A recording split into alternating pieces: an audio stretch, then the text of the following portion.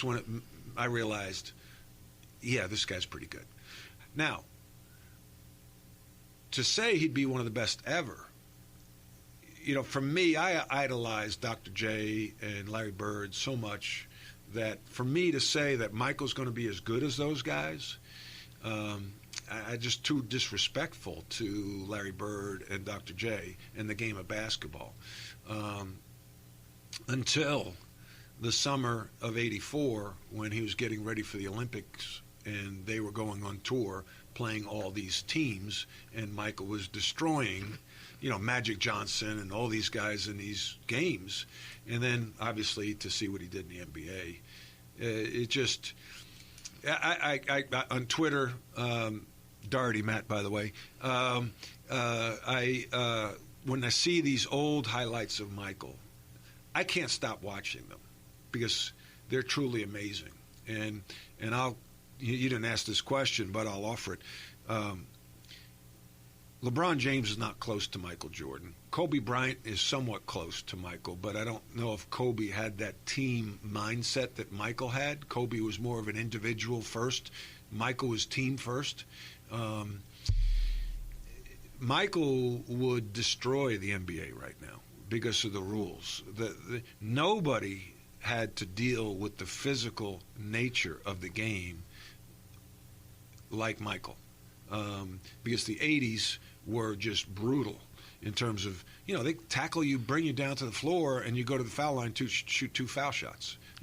Nowadays that guy would be thrown out and probably suspended a couple of games. So, LeBron hasn't had to deal with that. Kobe didn't really have to deal with that. So Michael's physical and mental toughness, along with his intelligence and insatiable desire to compete and have the energy to deliver, to me, makes him head and shoulders over a LeBron or even above a Kobe.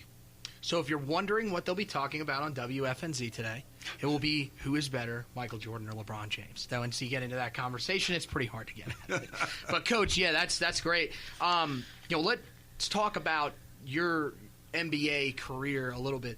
Can you tell us what happened with the Cavs? Because we did a little bit of research, and it said that your contract was voided. Can you explain to us? Contract was voided? Where'd you see that? I never had a contract. I got drafted, and I think it was a sympathy pick because George Karl was the coach, obviously a former Carolina player, right. And the Carolina family, as I think we'll talk later, is pretty tight. So I know Coach Smith probably called up George and said, hey, if Matt's available, draft him. I hurt my back late summer and tried to go. I couldn't go to rookie camp, tried to go to veteran camp, couldn't produce, but I wasn't good enough. Bottom line is I was not an NBA player.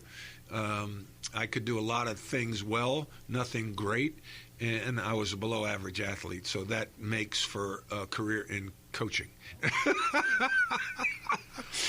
Media. That's us. Yes. So I don't recall even having a contract, yet one that was voided. But if it was, I'd love to get that voided contract and frame it. So what you're saying is if you were on the floor and where Michael hit the shot of Craig Igla, he sort of made that shot if you were in that situation? He would have made that. The play was still been designed for Michael, yes. And I remember draft day, just how upset it was to hear my name was drafted, in the 6th round, because my dream was to be in the top 3 rounds. And after a career at North Carolina where you start for 3 years and you win a national championship, go to 2 Final Fours, you kind of think you deserve it. But it's a business, and the NBA, they're pretty smart and they're pretty thorough, and they could see, okay, yeah, he's a good college player, but he's not an NBA player. And then you see guys that you'd say, man, they weren't really great college players, but they could play in the NBA because they had a transferable skill. Maybe that's rebounding, blocking shots, or a sniper from the 3-point line. So after the NBA didn't work out, you got into Wall Street. Yeah. What was that like? Yeah, well, I think a couple things. I interned in the summer at Wall Street, growing up in New York. And then Tommy Kearns, who was a great player at North Carolina in the 50s, was very successful on Wall Street. So I was always one like, okay, I don't want to be just that jock that doesn't have a career after basketball. So I always try to plan, like, what's the next career? So I interviewed, got a job on Wall Street, and I ran away from basketball. I use it like you're dating a girl, you have a girlfriend, she breaks up with you, and you're like, screw you, I don't want to be around you anymore. So I left basketball, which was my girlfriend, and I said, all right, I'm going to go date this other girl, which is Wall Street, which was kind of sexy and cool at the time, and but I think I did it for those reasons, which aren't great reasons, which was the money and the excitement, and it was a sexy industry to be in at the time. I was there for 4 years. I loved living in New York City as a young single man. It was a fun place, met a lot of good friends. But I didn't love the industry. I didn't love selling bond yields. I sold yields. I sold numbers. And I'm like, And I remember the NCAA tournament was on, and these guys were coaching, and I'm thinking, well, what do these guys have on me in terms of their backgrounds? Like, I have a pretty good background playing for Dean Smith, starting on a national championship team. Maybe I should get into coaching. That was in the back of my mind.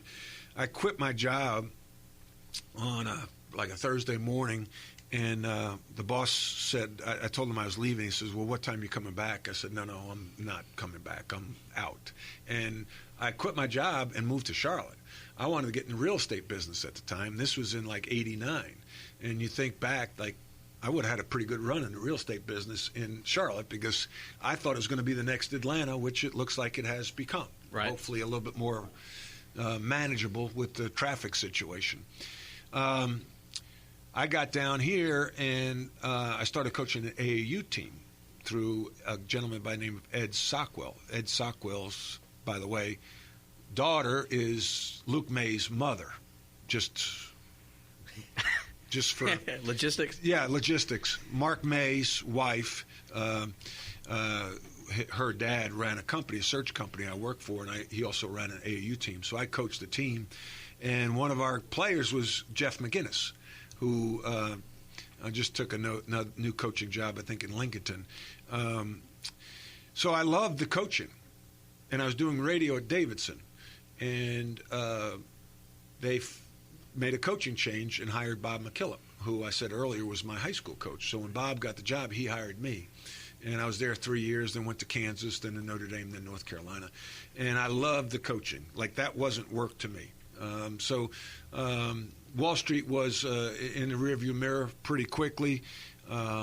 Coaching, basketball, I didn't do it for the money. I just did it because I loved it, and it took me to a lot of great places and provided me and my family, some a nice lifestyle for many years. Well, so, how about you get to work with Bob McKillop, of course, who was your high school coach, and then, also, you get the honor to work with a guy in Roy Williams that, clearly we love. We've got the podcast named after him. Oh, if we don't, there's a lot Roy of problems. Williams? Yeah. Oh, I thought that was named after Roy Jones, the guy who runs the convenience store around the corner. There we go. We go. But, those two guys are guys, they're still coaching today, and they're seen as legends of the game. So, they are. First, just a little bit on both. What was it like to work on both of those staffs? I imagine for you, working with Bob McKillop was just amazing. Yeah, well, it was fun. Like, it was a startup, and I like working, and now I'm working for a startup with our CBD business. I like startups, the excitement of it, the impact you can have on a university. We came in, there's so many people doubt you. It's just like, in any startup, they doubt you. It's easy to question and doubt because the people on the sidelines, it's easy for them to do it. And to me, it's like the crab bucket syndrome, which I use as a reference. When crabs try to get out of the bucket, the other crabs pull them down. They don't want to see that crab get out of the bucket. So it's like people, when you try to do something, maybe when you started this podcast, you may have had doubters. People that were like your friends, supposedly, air quotes. Oh, yeah, that'll do well. Like, yeah, you'll get. It's easy for people to doubt. But when you have to trust your gut and chase your dreams, That's what's cool. And I was doing it with Bob McKillop, my high school coach, and he's a dreamer. But you can't just be a dreamer. You got to put a plan in action, and you got to execute. And he did that.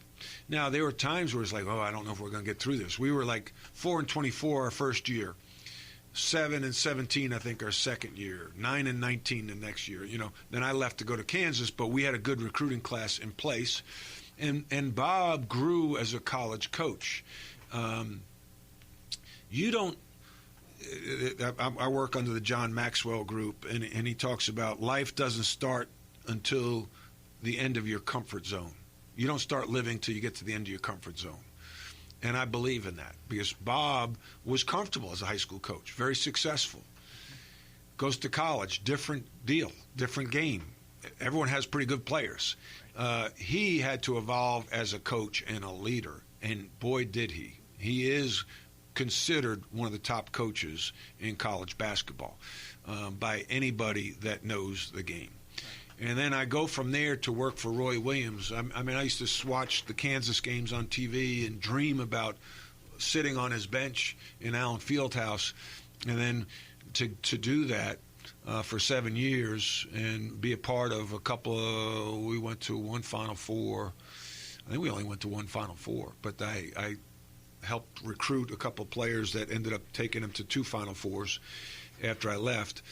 There's just the training I got from Coach Williams. He has a system in place, and I think it's important for leaders to have a system, a process to go through in terms of being as efficient as possible, and people define roles on your staff, define roles on your team. And I took that blueprint and brought it to Notre Dame and tweaked it a little bit according to what I felt was best for our team.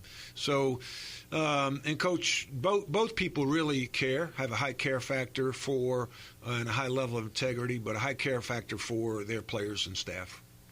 I'd be interested to ask you, are you surprised Bob McKillop never took a big-time job? Because I'm sure he had the opportunity, especially after the 08 run with Steph Curry to the Elite Eight. Yeah. He's always just stayed at little old Davidson. Yeah, I think Bob has been very selective. I think that he looked at a couple of jobs and didn't just cast a wide net just to, he's smart. He's a smart man and understands fit. And there are a couple of places he looked at up in New York. I think St. John's, Hofstra, I know Stony Brook early, probably before the 08 season. And then I know Rice was a team program that offered him a lot of money. But probably the jobs he really might have had an eye on were St. John's. And for whatever reason, it didn't work out. And thank God that it didn't. I think for Davidson and for Bob McKillop. Because now with the new athletic director there, Chris Clooney, Bob, I think, finally getting paid or almost fair market value. I don't think he's going to get paid fair market value at Davidson, but he was one of the most underpaid coaches in the A-10 for several years, and I know that firsthand because I was in that league. So they've really been, had a great value in Bob McKillop, and I think that, the grass isn't always greener, and I probably got, made some mistakes, maybe didn't, but he understood that and had the discipline to stay with something and build something. And just think, he got to coach his 2 boys. All 3 kids went through the school. And, oh, by the way, I think that was paid for in his contract, which is probably a nice deal because that's probably worth about, $70,000 a year per kid. He lives across the street. The house was paid for through his deal. Quality of life in Davidson, North Carolina. When we were there, Davidson barely had one restaurant, had the soda shop, which was a luncheonette. Now it's a go-to place for restaurants and the quality of life. So, hindsight being 2020, I think that he'd probably say that things worked out just fine. So you played under Coach Smith and you were a part of Roy's staff. we hear it all the time. I mean, Roy talks about Coach so much and how influential he was. So,